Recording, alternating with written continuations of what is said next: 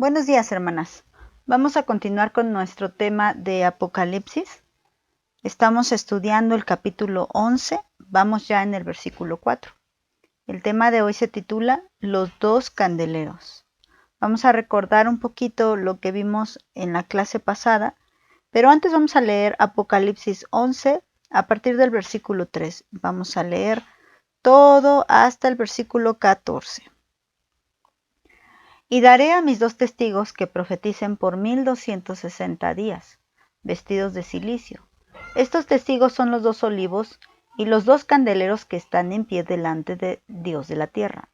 Si alguno quiere dañarlos, sale fuego, de la boca de ellos y devora a sus enemigos. Y si alguno quiere hacerles daño, debe morir él de la misma manera. Estos tienen poder para cerrar el cielo a fin de que no llueva en los días de su profecía. Y tienen poder sobre las aguas para convertirlas en sangre, y para herir la tierra con toda plaga, cuantas veces quieran. Cuando hayan acabado su testimonio, la bestia que sube del abismo hará guerra contra ellos y los vencerá y los matará. Y sus cadáveres estarán en la plaza de la grande ciudad que en sentido espiritual se llama Sodoma y Egipto, donde también nuestro Señor fue crucificado. Y los de los pueblos, tribus, lenguas y naciones verán sus cadáveres por 3 días y medio, y no permitirán que sean sepultados. Y los moradores de la tierra se regocijarán sobre ellos, y se alegrarán, y se enviarán regalos unos a otros, porque estos dos profetas habían atormentado a los moradores de la tierra. Pero después de 3 días y medio, entró en ellos el espíritu de vida enviado por Dios, y se levantaron sobre sus pies, y cayó gran temor sobre los que les vieron. Y oyeron una gran voz del cielo que les decían: suban acá. Y subieron al cielo en una nube, y sus enemigos les vieron. En aquella hora hubo un gran terremoto, y la 10ª parte de la ciudad se derrumbó. Y por el terremoto murieron un número de 7,000 hombres, y los demás se aterrorizaron y dieron gloria a Dios del cielo. El segundo ay pasó, he aquí, el tercer ay viene pronto. Bueno, vamos a repasar un poquito y a recordar un poquito que la semana pasada nos dedicamos al versículo 4, a la primera parte del versículo 4, donde dice: estos testigos son los dos olivos. Eso fue lo que estuvimos estudiando.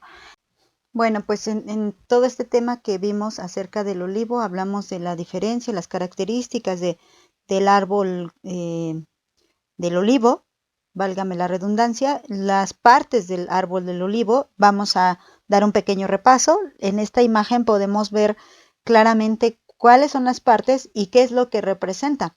Dios usó esta imagen del olivo para hablarnos acerca del pueblo de Israel.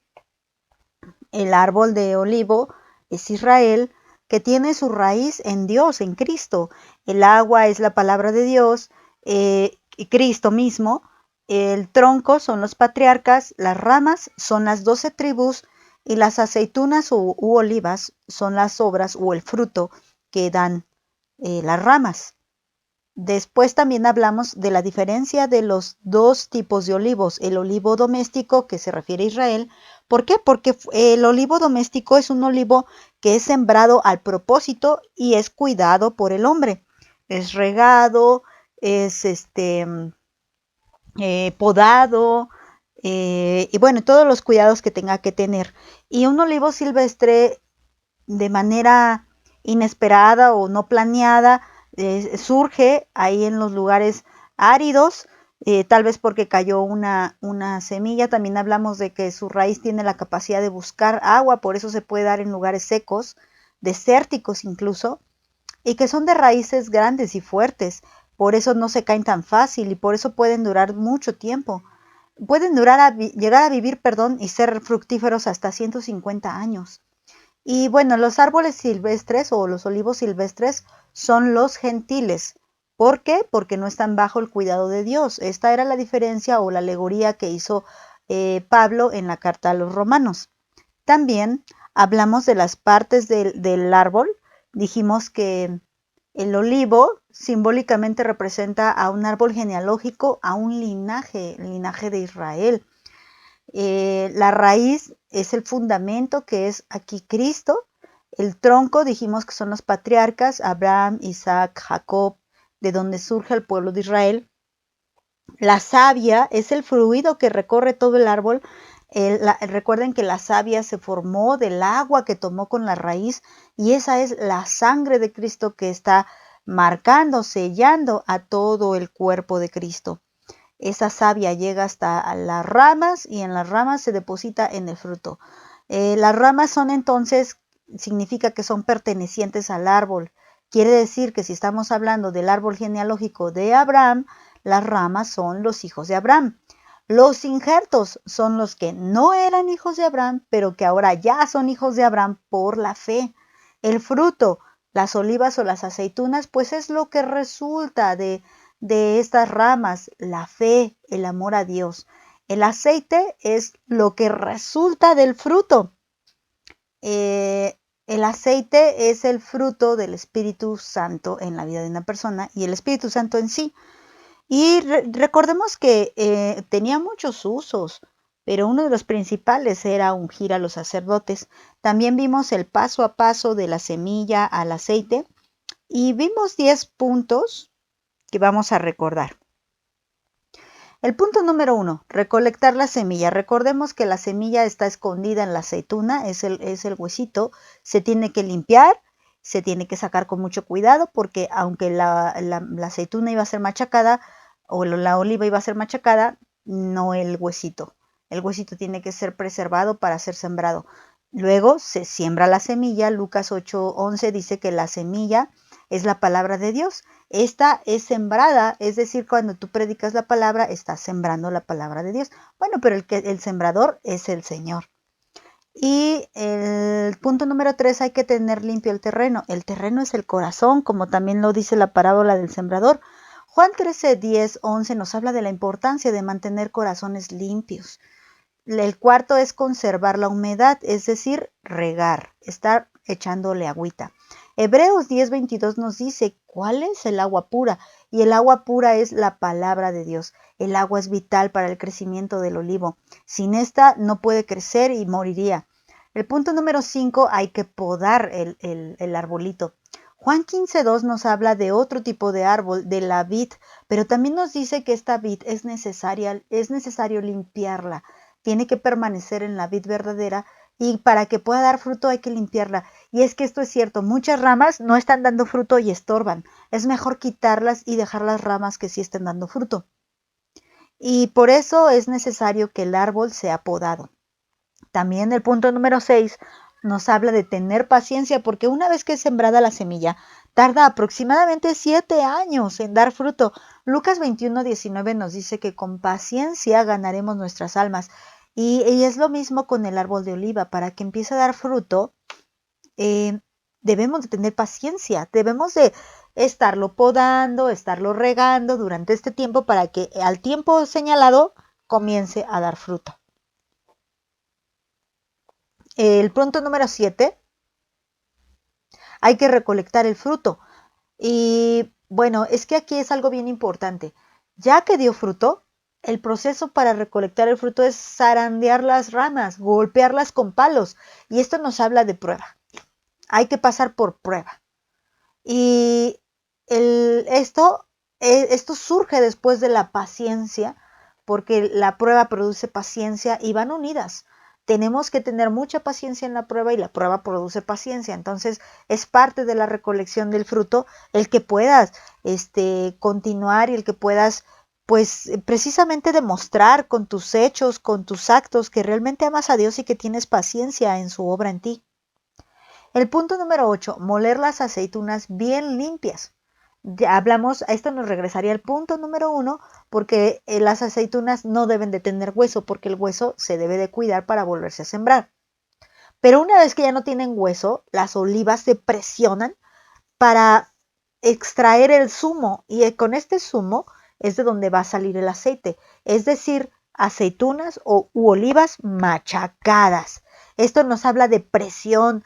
Dios presiona la vida de sus hijos, pero no para destruirlos, sino para extraer el zumo, es decir, el fruto de ellos. El fruto, ¿cuál fruto? Pues vemos el fruto del Espíritu Santo. Punto número 9, colar y filtrar. Y vimos que el filtro por excelencia es Filipenses 4:8.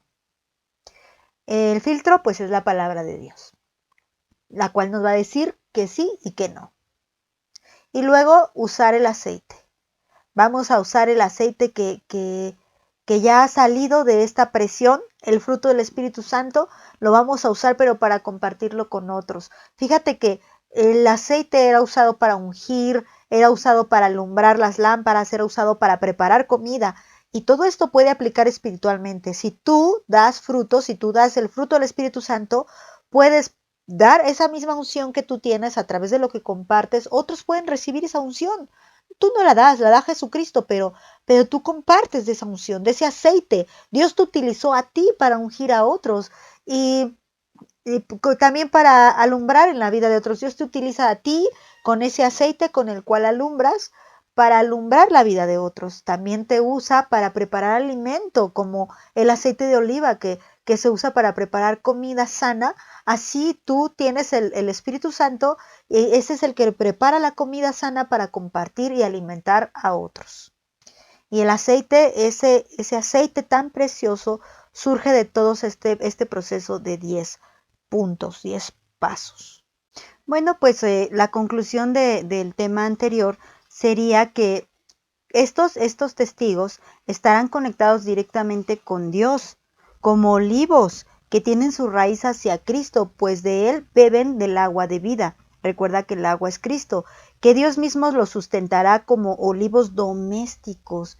Y esto implica que sus cuidados serán el sustento para tanta tribulación, prueba que será necesario que estos dos testigos vivan. Sus vidas servirán como testimonio de la obra de Dios en el hombre. Y el fruto del trato de Dios en sus vidas será el fruto del Espíritu Santo saliendo de ellos para bendición para muchos. Vamos con el tema de hoy. El tema de hoy se llama Los dos candeleros. Vamos a volver a leer Apocalipsis 11, versículo 4, para hacer énfasis en el tema de hoy. Estos testigos son los dos olivos y los dos candeleros que están en pie delante de Dios de la tierra. Bueno, pues Dios dice que ha puesto a estos dos testigos no solamente como dos olivos, como dos árboles domésticos que Él cuida, sino también como dos candeleros. Y esto nos da también otro significado. Vamos a recordar lo que ya estudiamos en Apocalipsis capítulo 1 acerca del candelero, cuando hablamos que nuestro Señor Jesucristo está en medio de los 7 candeleros. Cuando estudiamos ese punto, sabemos que se refiere a la iglesia en Apocalipsis 1. Aquí estamos estudiando para conocer la identidad de estos dos candeleros, que lo vamos a ir viendo poco a poco, pero estos dos candeleros son los dos testigos a los que se refirió desde el versículo 3. Bueno, nos va a dar características especiales y pongamos atención, vamos a estudiarlas. Para esto necesitamos ir a Éxodo capítulo 25 a partir del versículo 31 y vamos a llegar hasta el versículo 40. Vamos a darle lectura, hermanas. Versículo 31. Harás además un candelero de oro puro, labrado a martillo, se hará el candelero. Su pie, su caña, sus copas, sus manzanas y sus flores serán de lo mismo. Y saldrán 6 brazos de sus lados, 3 brazos del candelero a un lado y 3 brazos al otro lado. 3 copas en forma de flor de almendro en un brazo, una manzana y una flor, y 3 copas en forma de flor de almendro en otro brazo, una manzana y una flor, así en los 6 brazos que salen del candelero. Y en la caña central del candelero, 4 copas en forma de flor de almendro, sus manzanas y sus flores. Habrá una manzana debajo de 2 brazos del mismo, otra manzana debajo de otros 2 brazos del mismo y otra manzana debajo de los otros 2 brazos del mismo. Así para 6 brazos que salen del candelero. Sus manzanas y sus brazos serán de una pieza, todo ello una pieza labrada a martillo de oro puro. Y le harás 7 lamparillas, las cuales encenderás para que alumbren hacia adelante, también sus despabiladeras y sus platillos de oro puro. De un talento de oro puro lo harás, con todos sus utensilios, Mira y hazlos conforme al modelo que te ha sido mostrado en el monte. Bueno, pues aquí, después de lo que acabamos de leer, tenemos que repasar nuevamente cuáles son las características, qué características tiene el candelero que Dios pidió a Moisés. Y esto es lo que vamos a estudiar el día de hoy, pero sobre todo qué símbolo espiritual o cuál es la representación espiritual que tiene hoy para nuestras vidas, porque la palabra de Dios se aplica a nosotros. Recuerda que el Apocalipsis fue dado a Juan para que lo hiciera llegar a las iglesias. ¿Y para qué? ¿Con qué sentido? No por el sentido de conocer lo futuro, sino con el sentido de alentar a la iglesia, provocarla a las buenas obras, animarla a continuar sufriendo por Cristo. Entonces vamos a ver qué es de lo que se trata el candelero aplicado a nosotros y por qué propósito Dios nos pone estos símbolos para que aprendamos cuál es la función de los dos testigos. Bueno, vamos a ver la primera característica. Primero, dice la palabra de Dios que tenía que ser de oro puro. Aquí hay algo bien importante. Ustedes saben que el oro se puede combinar con otros metales. A esto se le llama aleación. Y esto con tal de que pues preparen alguna joya, por ejemplo, si es de oro, pero que no sea 100% oro, sino que cierta cantidad de oro es puesta en ese metal o es combinada con ese metal para crear anillos, collares, aretes. Entonces, miren, cuando el oro ha sido combinado con otro metal, no es oro puro. El oro puro es oro y nada más. Y Dios está diciendo aquí que este candelero no debía ser combinado con otro metal, sino que tenía que ser auténticamente de oro. El oro, como ustedes lo saben, simboliza la santidad, simboliza la perfección de Dios en ti. El oro es algo muy valioso. Era un metal muy valioso desde la antigüedad. Y por eso estos elementos del tabernáculo tenían que haber sido construidos de oro puro. Les repito, no tenía que ser combinado con otro. Si el oro se combina con algún otro metal, no puede ser tan moldeable, no se puede manejar tan fácilmente. Entonces, así es el pecado en nuestras vidas. Si tú tienes pecado en tu vida, el oro que hay en ti, que es la fe, no puede ser tan maleable. ¿Por qué? Porque el pecado estorba. Necesitas ser purificada. Y aquí viene otra cosa. ¿Qué es lo que purifica? Todos lo sabemos. El fuego. El fuego es el que purifica. Entonces, cuando el oro tiene imperfecciones, tiene que ser metido al horno de fuego a muy altas temperaturas para que se separen las impurezas, esas queden quemadas y el oro salga intacto y puro. Así es nuestra fe. Así somos nosotros. Debemos de ser metidos al horno de fuego para que todo lo imperfecto se queme y solamente quede lo que es santo, lo que es agradable a Dios. El pecado va a quemarse, pero nosotras tenemos que ser metidas al fuego. ¿De qué estamos hablando? Como hablamos también en el olivo, de las aceitunas machacadas, de las ramas azotadas. ¿De qué estamos hablando? De prueba, hermanas. Seguimos hablando de prueba. La palabra de Dios nos dice en Efesios 5, versículo 25 al 27, en la versión La Biblia de las Américas, dice así: maridos, amen a sus mujeres así como Cristo amó a la iglesia y se dio a sí mismo por ella para santificarla, habiéndola purificado por el lavamiento del agua con la palabra, a fin de presentarla a sí mismo una iglesia en toda su gloria, sin que tenga mancha, ni arruga, ni cosa semejante, sino que fuera santa e inmaculada. ¿Qué nos está diciendo?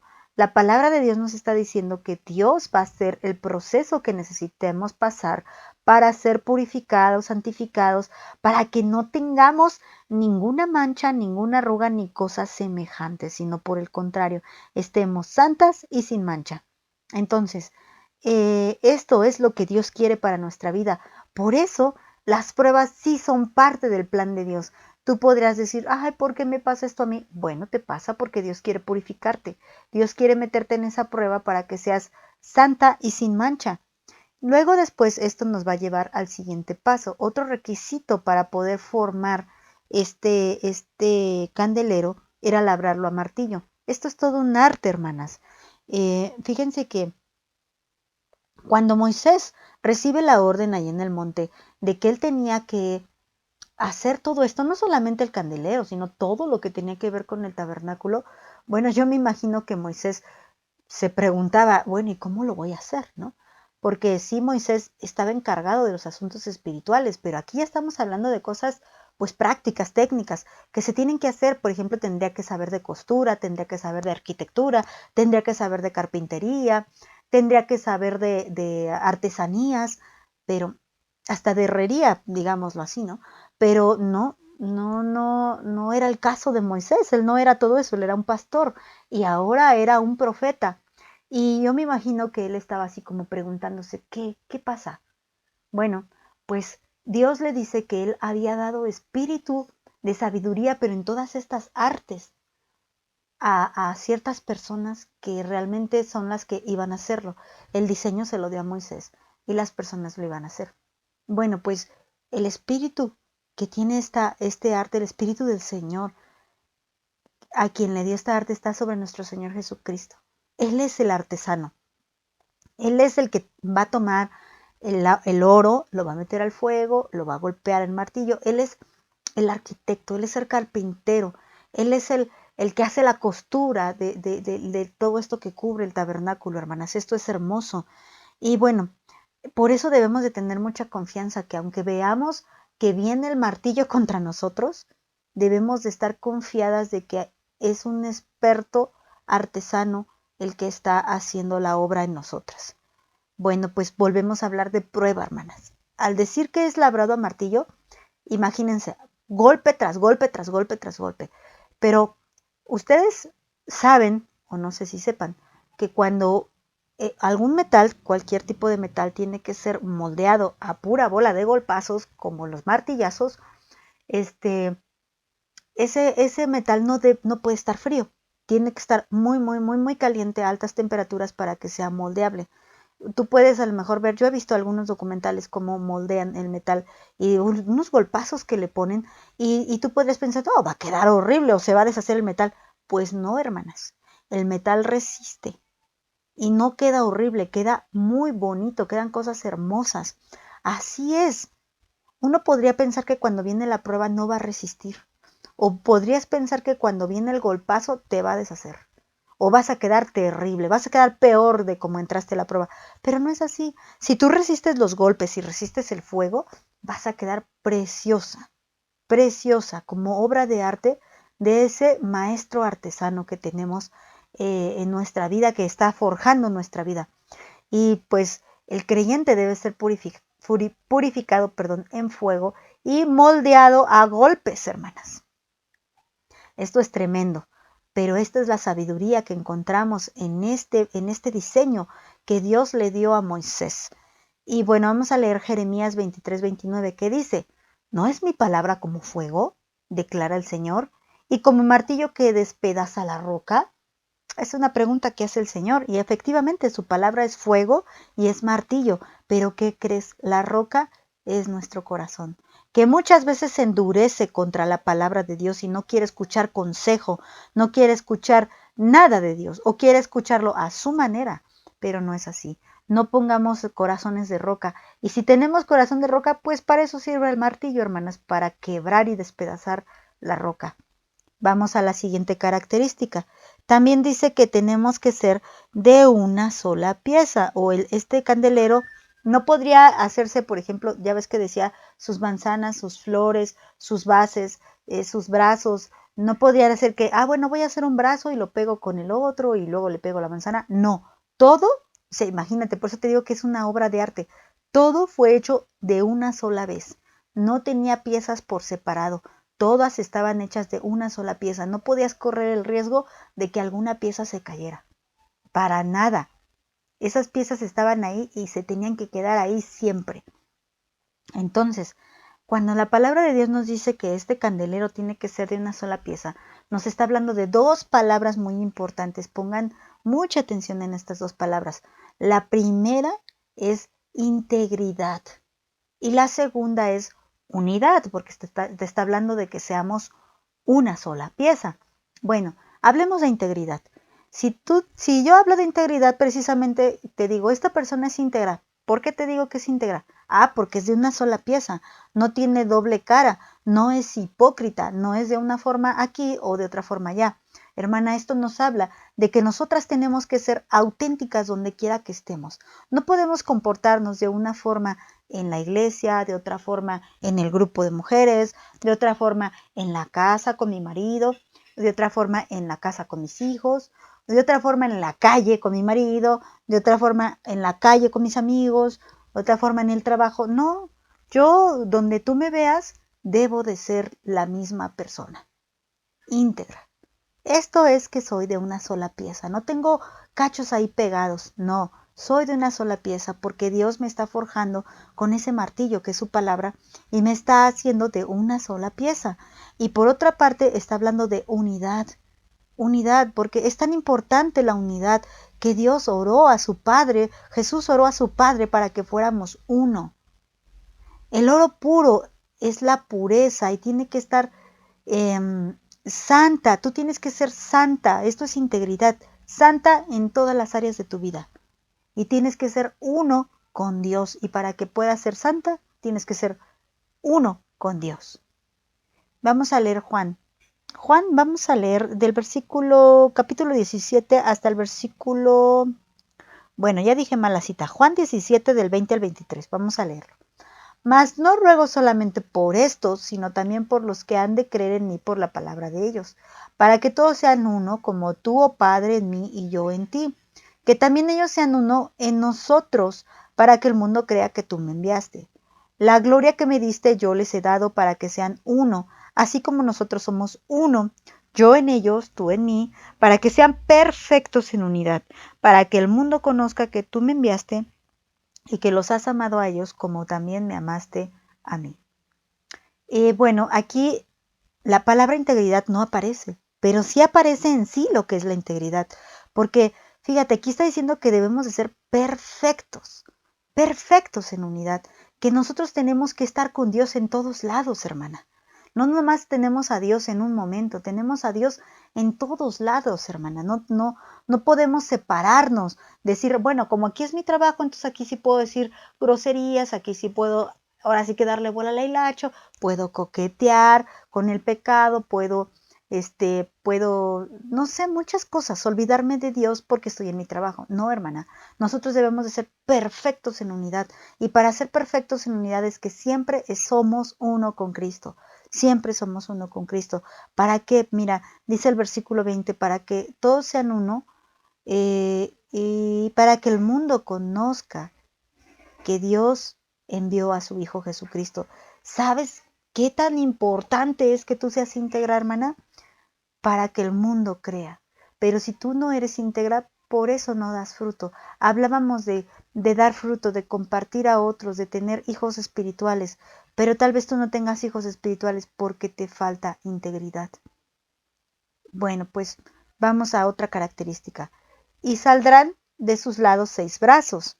También nos dice 6. Y vamos a hablar 6 y 7. Hoy vamos a hablar de esto, pero son 6 brazos. En realidad no son 7 brazos, son 6 los que salen. Y mira que en la costumbre judía, los 6 brazos representan a los 6 días de la semana empezando de domingo a viernes. O sea que pues ahí va uno por uno y eso era lo que representaban esos 6 brazos. Y ellos, ¿por qué lo representan así? Porque ellos decían que el Shabbat era la base, que no es un brazo, es la base, la que sostenía los 6 brazos. Y esto es muy importante, hermana. Nosotros, el número 6, representa nuestra humanidad, nuestra debilidad. Recuerda que Pablo escribió que su poder se perfecciona en nuestra debilidad.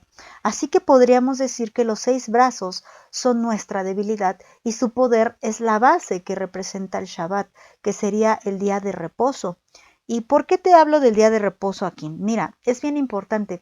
Vamos a leer la cita bíblica donde viene del día de reposo. Éxodo 20, a partir del versículo 8 hasta el versículo 11, mira, dice así: acuérdate del día de reposo para santificarlo.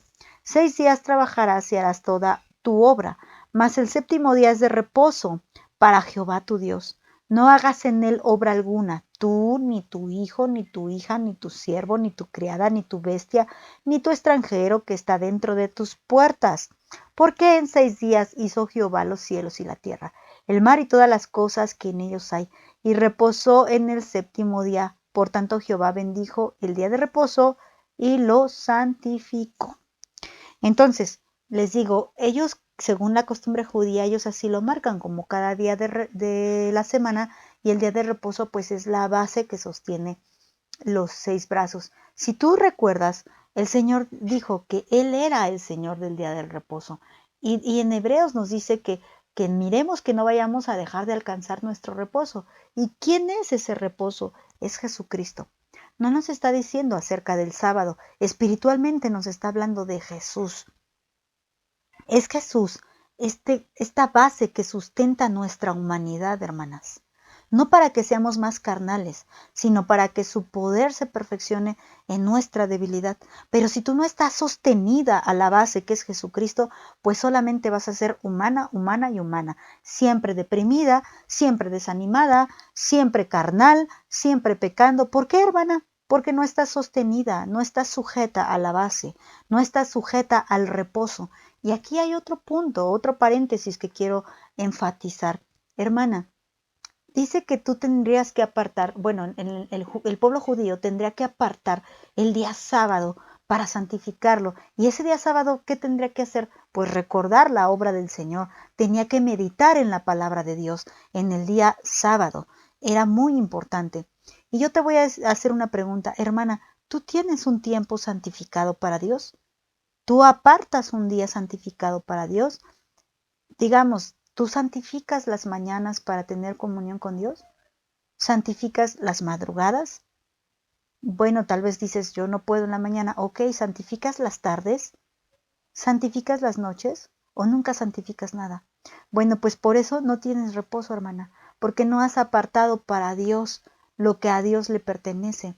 Tú tienes que buscar esa comunión con Dios, porque si no tu humanidad va a seguir siendo más fuerte que el sustento que Dios quiere hacer en ti, que el poder del Espíritu Santo que quiere obrar en ti.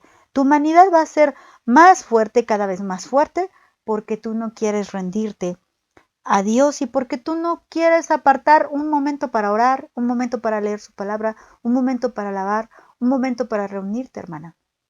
Has puesto más importancia a otras cosas. Dice que tenían que dejar de hacer cualquier tipo de actividad para santificar el sábado. Santificar es apartar el sábado. Entonces, hermana, tú tienes que dejar de hacer todo lo que estás haciendo para sentarte y platicar con Dios, para sentarte y leer su palabra.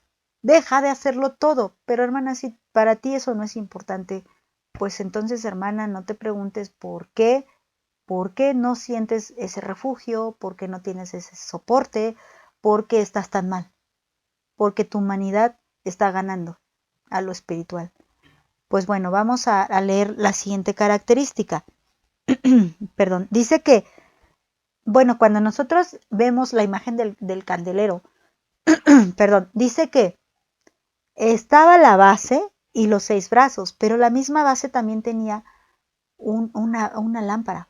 Entonces había lámpara en los 6 brazos y en la base, lo que daba un total de 7 lámparas. Esto nos habla de una luz perfecta, de una luz completa. Tú no puedes dar tu luz a medias, hermana. Y fíjate que dice que tus 7 lámparas deben de alumbrar hacia enfrente, y esto es bien importante, súper importante. Un cristiano no debe de mirar para atrás a la vida vieja, a la vida pasada, no debe de volver a sus viejas amistades, no debe de volver a sus viejos hábitos, no debe de volver a sus viejas costumbres, a sus viejos pensamientos. No, hermana, un cristiano camina para enfrente, pero mientras camina va alumbrando el frente. Ya no vivimos para el pasado, ahora vivimos el presente y vamos hacia el futuro, hermanas. Y nuestro futuro se llama Jesucristo. Hacia Él caminamos y Él quiere que demos luz hacia enfrente. Tú debes de caminar hacia adelante, pero no vas a caminar hacia adelante, hermana, si no eres sometida a prueba, si no has soportado el fuego de la prueba, si no has soportado los golpes de la palabra de Dios, el martillo, si mejor prefieres cerrar tu Biblia porque es demasiado rudo lo que te está diciendo. Prefieres mejor consultar a alguien más porque no te gusta lo que dice la palabra de Dios. Hermana, entonces no estás recibiendo los martillos y el artesano quiere formarte, pero tú no quieres ser formado. Es raro, ¿verdad? Nunca vemos que el oro se revele ante el joyero. de lo que le quiere hacer, pero nosotros sí nos rebelamos. Y nosotros sí le decimos, no, no, no, no, no, no, ahí no le hagas nada a Dios, tú ahí déjale, tú ahí no te metas. Y no, hermanas, así no es. Dios quiere que sus hijos alumbren, pero para que sean candeleros tienen que dejarse tratar por Él, tienen que ir hacia adelante, tienen que caminar en santidad, en luz, hermanas, con la luz de Cristo y brillando. Y algo bien importante, hermanas, es que aquí vamos a relacionar el olivo con el candelero. Los candeleros de antes no se alumbraban con veladoras, no era cera lo que se utilizaba para alumbrar, tampoco era algún otro tipo de combustible, tampoco eran focos, hermana. Lo que se usaba para alumbrar era aceite de oliva puro, como lo vimos en la clase pasada. Tenían que ser machacadas las olivas para poder ser utilizadas para alumbrar en el tabernáculo. Y fíjate que en el tabernáculo lo único que alumbraba era el candelero. Si no estaba prendido el candelero, estaba todo oscuro. Solamente había un candelero para alumbrar, que estaba justo frente a la mesa de la proposición, que era el que simboliza el pan. Entonces, si tú te pones justo delante de la palabra de Dios, vas a alumbrar, hermana. Vas a alumbrar y no solamente tu vida, sino la vida de otros. Es necesario que pases todo este proceso de prueba para poder ser de bendición para los demás. Cristo mismo fue machacado para que de él surgiera el Espíritu Santo. Dijo que él se iba, pero nos dejaba el Consolador. Pero para que se fuera tuvo que ser molido por nuestros pecados, hermana. Nosotras debemos de seguir sus pisadas.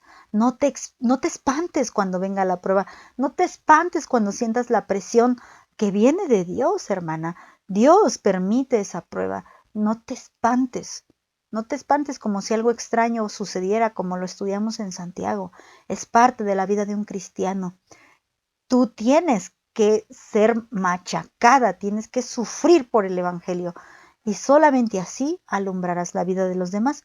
Mira lo que dice Éxodo 27, 20 y 21, dice, y mandarás a los hijos de Israel que traigan aceite puro de olivas, machacadas para el alumbrado, para hacer arder continuamente las lámparas. Y aquí les digo, se relaciona el árbol de olivo con el candelero.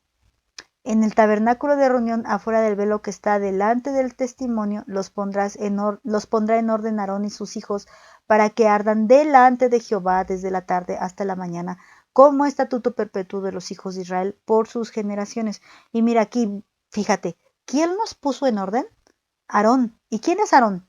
El sumo sacerdote. Hermana, deja que Dios te ponga en orden. Jesucristo es nuestro sumo sacerdote. Deja que te ponga en orden. Deja que alumbre a través de ti. Tú eres solo un instrumento.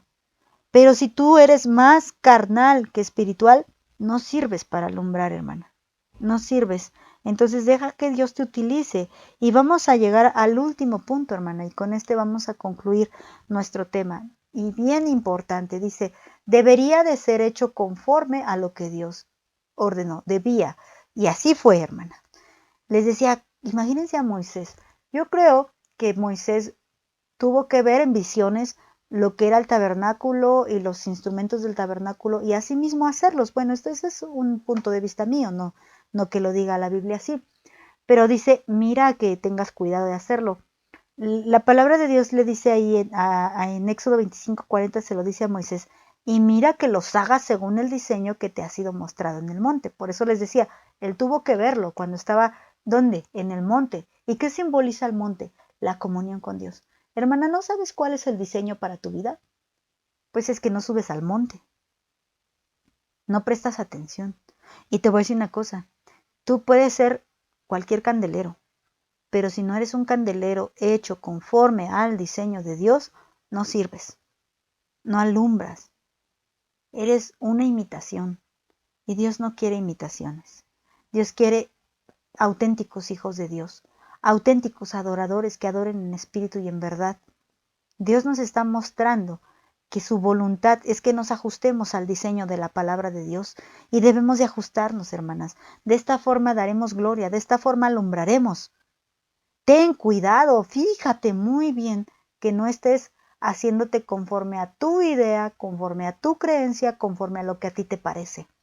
Fíjate muy bien que estés siendo un candelero hecho conforme al diseño que Dios ordenó en su palabra. Para eso tú fuiste creada, hermana, para alumbrar, para reflejar la gloria de Dios. Pero para que tú seas conforme al diseño, hermana, nos regresamos desde el principio. Tienes que ser metida al horno de fuego. Tienes que ser golpeada con martillo. Tienes que ser hecha de una sola pieza. Tienes que sujetarte fuertemente de la base que es Cristo. Tienes que tener aceite del Espíritu Santo para alumbrar. Y solamente así serás un candelero a la imagen de Dios, como Dios quiere que tú seas. Para el siguiente tema vamos a aterrizar lo de los 2 olivos y lo del candelero, pero en base a los 2 testigos. Por hoy nos quedamos con esta enseñanza, que fue algo que ya vimos en Apocalipsis 1, pero no estuvo de más repetirlo. Es importante que lo repitamos porque pues lo volvimos a mencionar ahorita con el estudio de Apocalipsis 11:4, y que pues como ya tiene tiempo que lo estudiamos, igual ya se nos olvidaron algunos puntos, y siempre es delicioso recordar la palabra de Dios. Vamos a orar, hermanas, vamos a pedirle a Dios que nos ayude a obedecer lo que acabamos de escuchar hoy. Y bueno, amado Señor Jesús, tú eres realmente bueno, realmente grande. No te equivocas en nada, Señor. Tu palabra es exacta, llega en el momento preciso cuando debemos de escucharlo.